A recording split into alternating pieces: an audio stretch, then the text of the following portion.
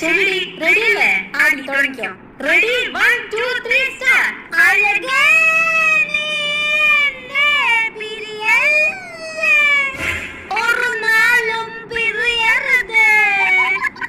ഒരു വിശാദകാരൻ ഇങ്ങനെയാണ് പാടാ. നിന്റെ ശബ്ദത്തിൽ ആ വേദന ഉണ്ടാവണം.